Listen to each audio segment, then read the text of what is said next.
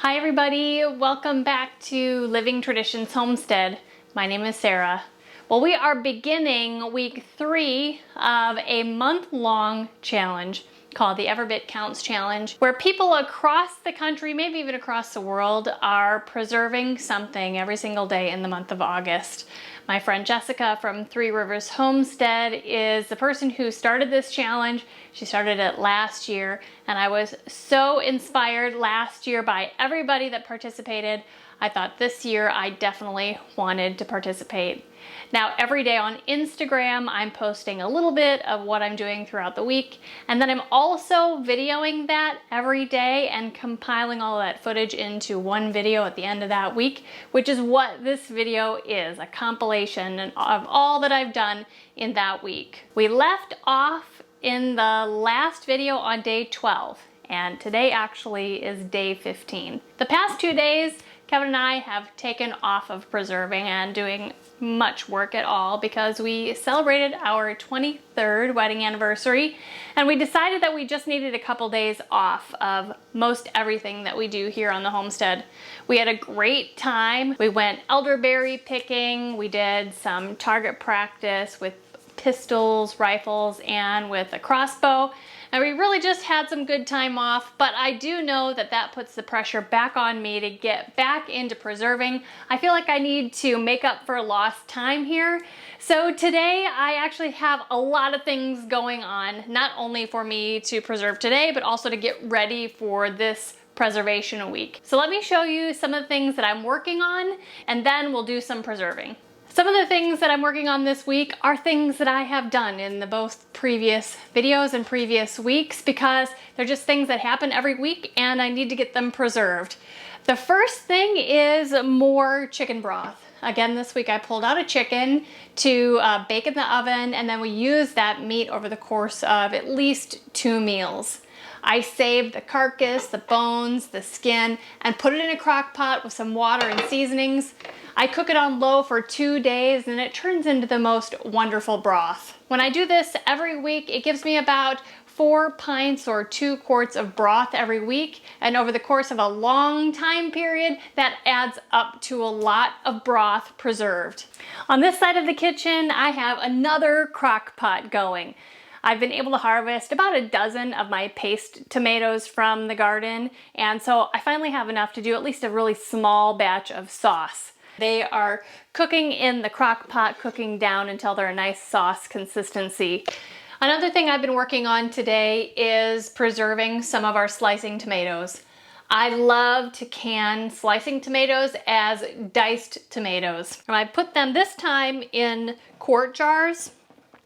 So I was able to get 4 quart jars and 1 pint jar of diced tomatoes jarred up for the pressure canner. You know, tomatoes can either be water bath canned or pressure canned, and I just kind of go back and forth for really no good reason. Today I just felt like pressure canning these rather than water bath canning them. Everything is ready except I just need to put the lids on and the rings and put them in my pressure canner.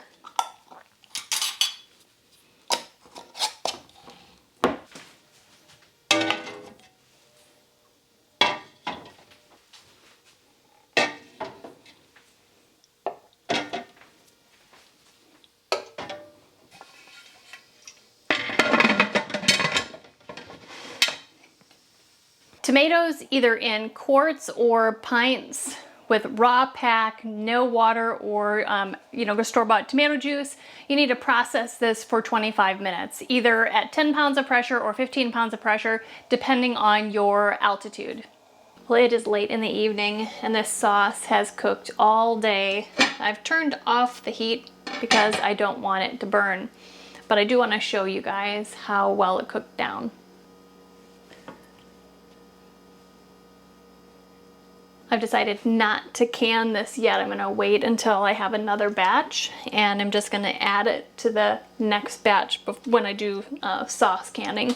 But I do want to bring out all the jars that I have in my canner. The tomatoes have been in there and they're ready to come out.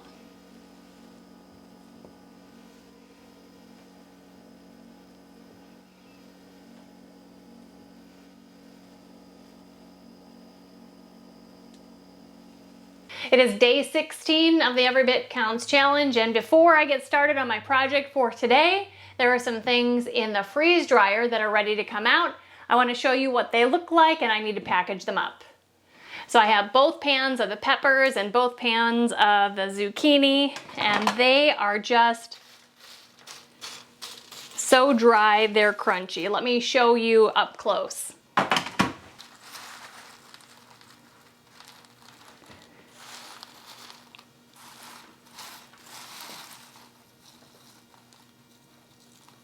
So this size bag is bigger than the ones that I used last time I packaged them up for you, and this should be able to easily hold one full tray of what we have here today.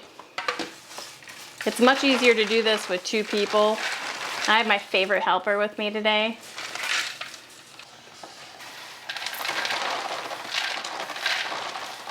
Now each bag is going to get an oxygen absorber. Just put it down in there. And then we're just going to heat seal these closed.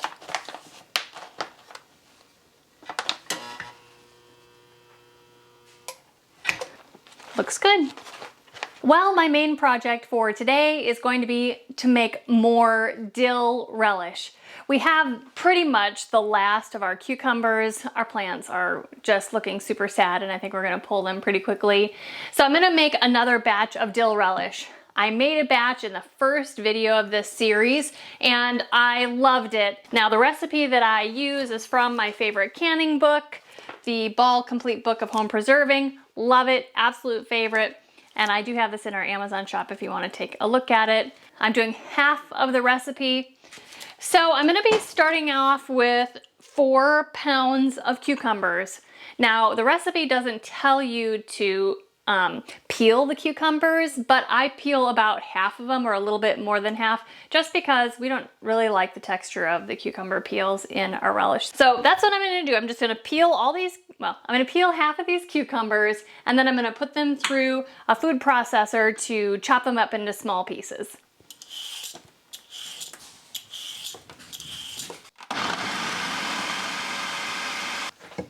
Got those all ground up and put them in this pot.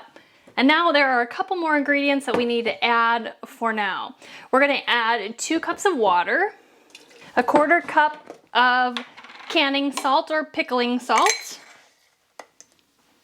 and 1 teaspoon of turmeric or turmeric, however you say that. I say turmeric. Now we're just gonna stir this all in.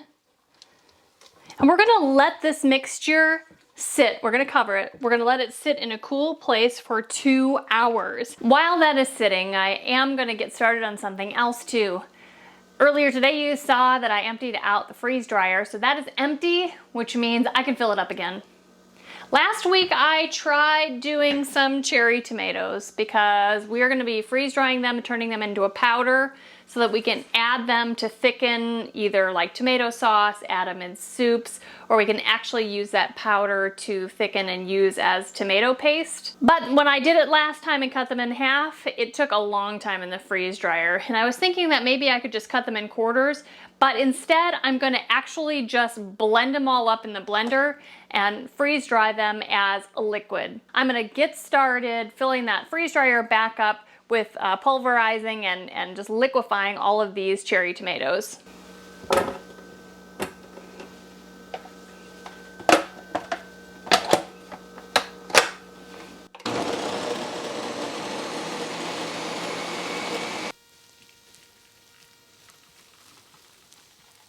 So I have 2 more trays that I need to put into the freeze dryer. So I'm going to put in scrambled raw eggs. I have a bunch of extra eggs right now, and each tray in our size Harvest Right freeze dryer, it's a medium size. Each tray holds 18 eggs if you blend them up and scramble them. So I have 1.5 dozen eggs here that I'm gonna put into the blender, just whip them up real quick. I'll take them out to the freeze dryer and put it on a tray. I actually have 3 total dozen eggs to freeze dry today. I am gonna hold back the shells and put them on a cookie sheet here because I will dry them and kind of roast them on a low heat, I think 200 until they're dry. And then I'll crush them up to feed back to the chickens. It's a really good calcium supplement for them. So it's kind of like double preservation, the eggs and the eggshells. We're gonna do the same thing with the egg.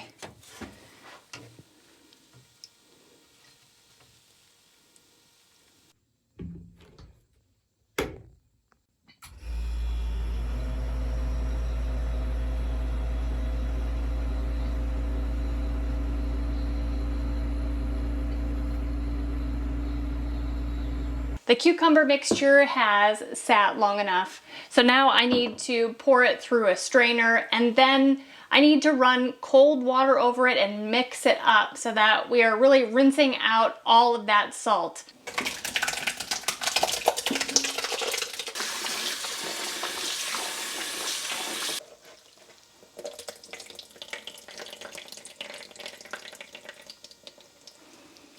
Just a couple more ingredients.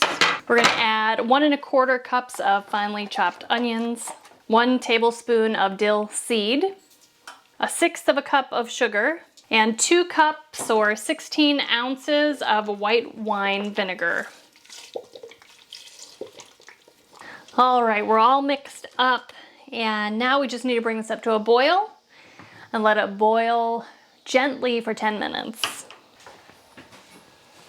We're all set to start canning. Get out any bubbles. I use a chopstick. Wipe the rim, put on a clean lid and a ring. And then we'll put that right in our water bath canner.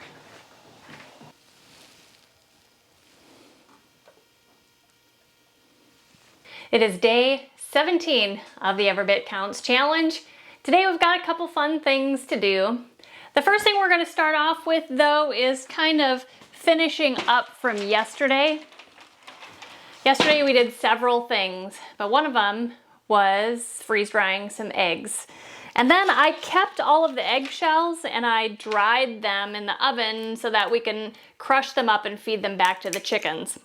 I didn't really tell you a whole lot about that process, so I thought that I would just review it really quickly and tell you how I did it. So basically, after I emptied the egg into the blender, I just put the eggshell right on a cookie sheet and I put them in an oven set at 200 degrees and I just slow cooked them for about an hour. This is pretty easy now that they're all done. I'm actually just gonna put them in a jar and crush them up, and then we'll hold on to them until we need more of them for the chickens.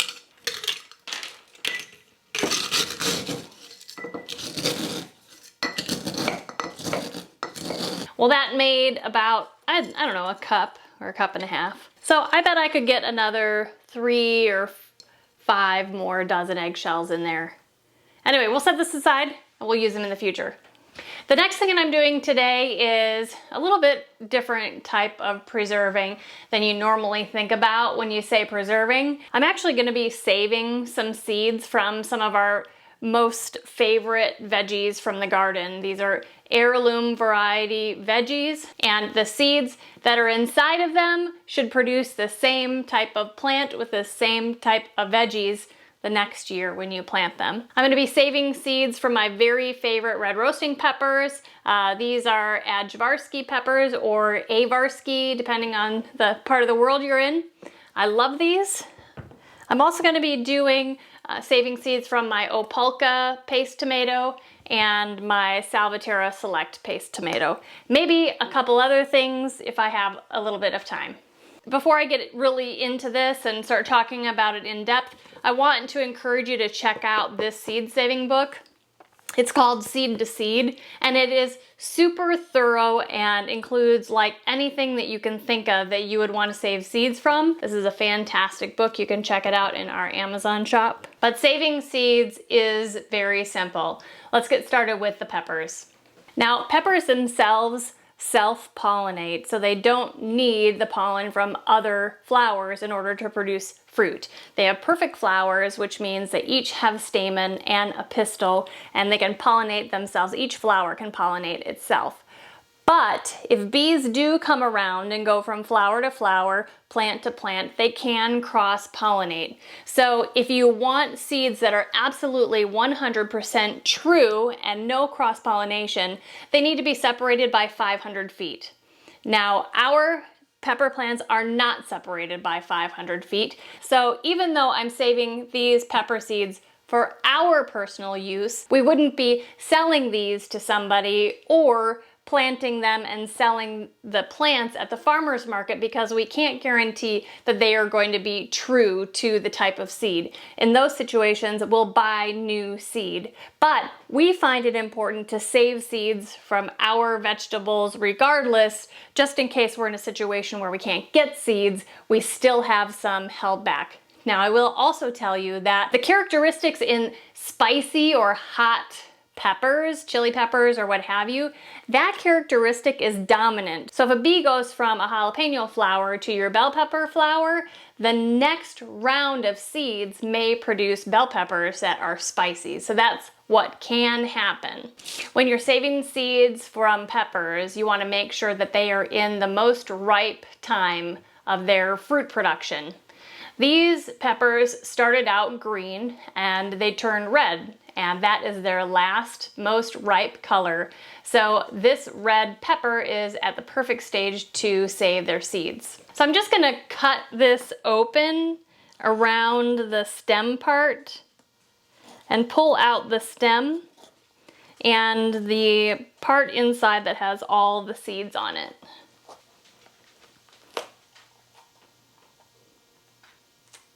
And you can see all of those seeds in there. We're just going to take those seeds off and put them on a plate, a paper plate. So here are the seeds from that pepper. They're kind of damp right now, and so I'm gonna leave them on this plate, and over the course of several days, I'm gonna go over to these seeds and just make sure that they don't stick to the plate and just move them around to help them dry. And as soon as they're completely dry, I will store them either in an envelope or something and in a cool, dark place until next year when I want to plant them.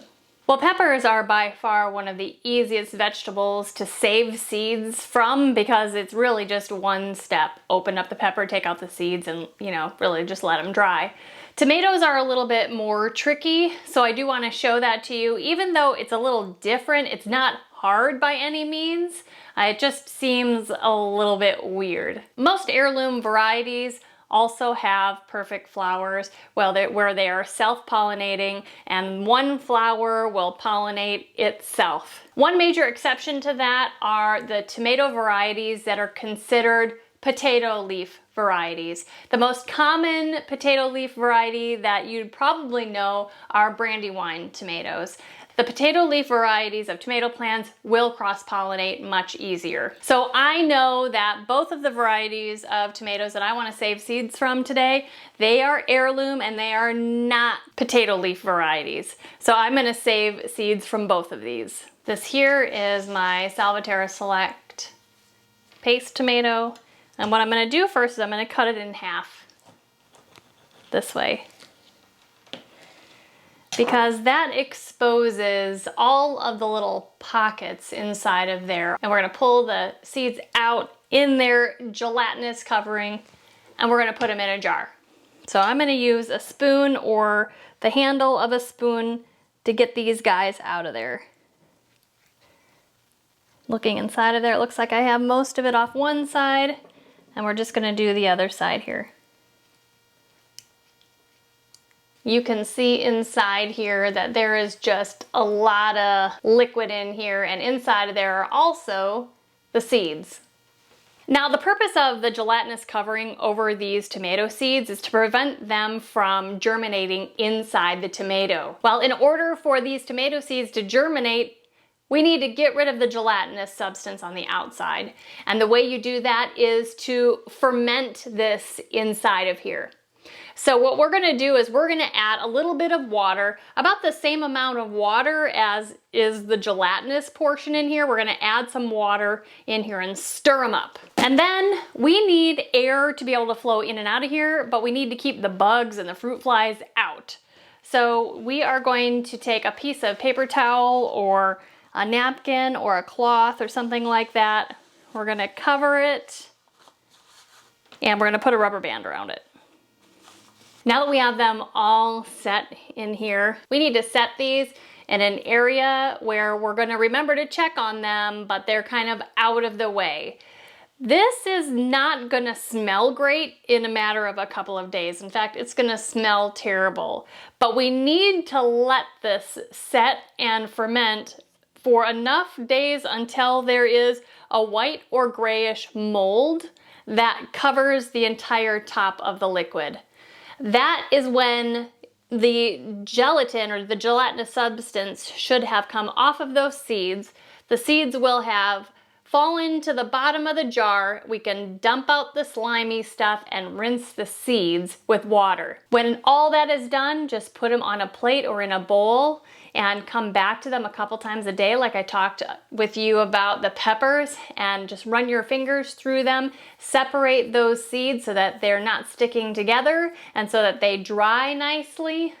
When they're all dry, package them up for storage. There are just 2 more types of seeds that I'm going to save today as part of my preservation for the day. They're very easy. They kind of look alike, but they're definitely different.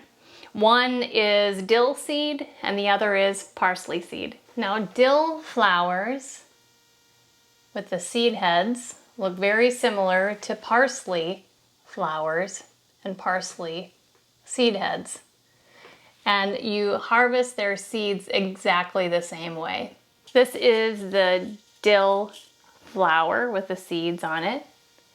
And hopefully you can see these big seeds on there. I'm just going to rub them above this plate between my fingers, and the seeds will fall off onto the plate. You can just see all of those seeds. Same procedure goes with the parsley. Just with our fingers, we're just gonna rub them off their little flower stems. Well, that was day 17 of preserving. I hope you learned something and I hope you enjoyed that. It is day 18 of the Every Bit Counts challenge. Today, I am gonna can more chicken broth. Now, a couple days ago, I showed you that I got this all together. Today, I'm going to strain it out and get it into jars and can it in the pressure canner.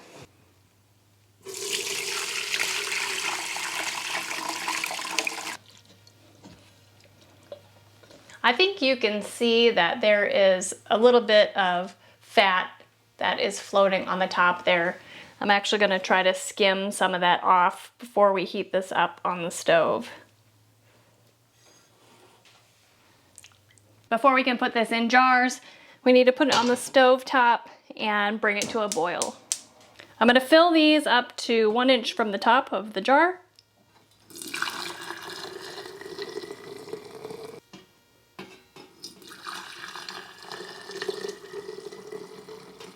We are going to wipe off the rim to make sure that no oil or any debris got on top of there. I'm putting on a lid and a canning ring, and I'm tightening it to finger tight. Whew, that's hot.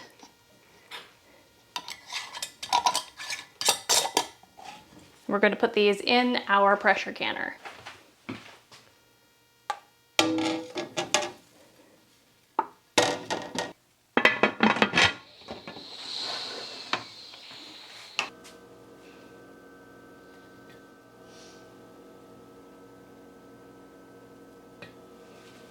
Well, it is day 19 on the Every Bit Counts challenge.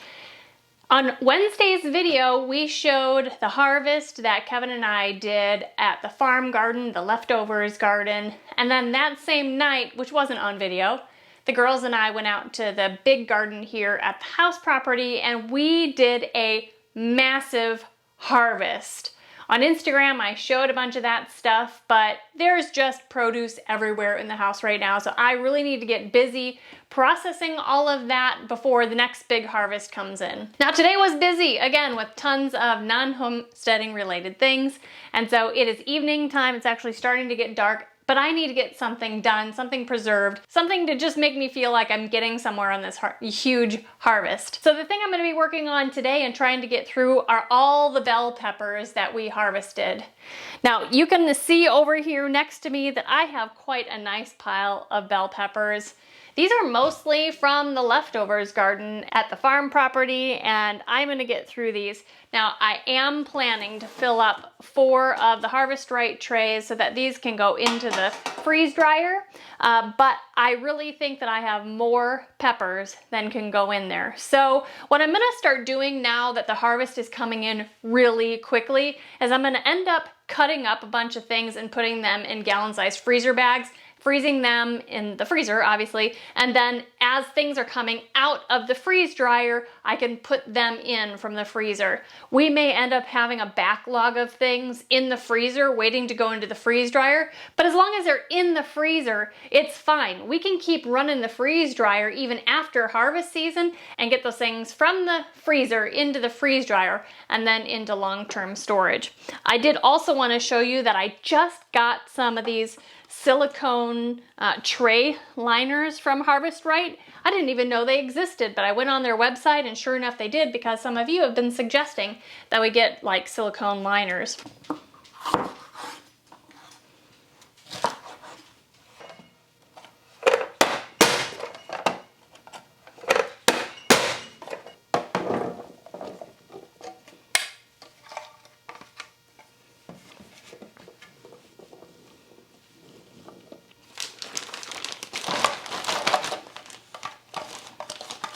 That big bunch of bell peppers ended up being 4 trays for the freeze dryer and then about a half of a gallon freezer bag worth, which I think this is going to end up being 2 more trays. So that was about 6 trays worth of green peppers for the freeze dryer.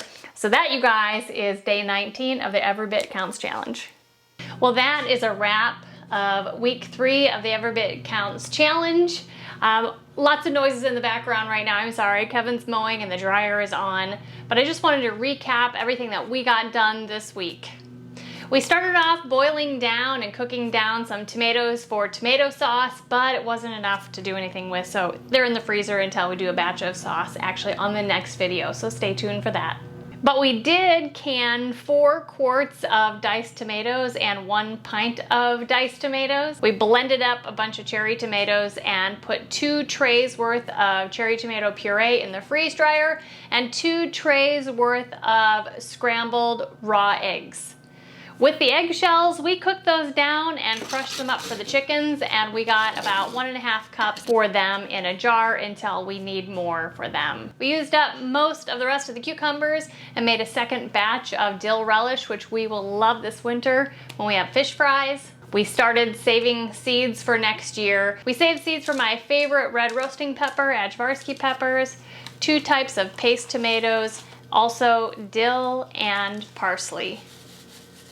We also canned 2 more quarts of chicken broth. And at the end of the week, we had a humongous harvest of bell peppers. And so I chopped them all up.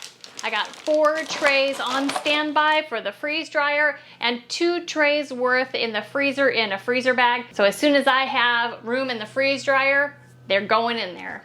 You guys, it has been a busy week on the homestead and lots of things going on for us off the homestead. But I think that all in all, we still got a lot accomplished. Next week is another full week, and you guys, the tomato harvest is coming in full force. So next week, lots of tomatoes. I want to remind you to follow on Instagram and Facebook this challenge, hashtag Every Bit Counts Challenge. And you guys, make sure to follow my friend Jessica from 3 Rivers Homestead. She's on Instagram and she's on Facebook doing similar videos as this. She's the creator of this challenge and she inspires me every single day. Until next time, guys, thank you so much for stopping by our homestead. Take care and God bless.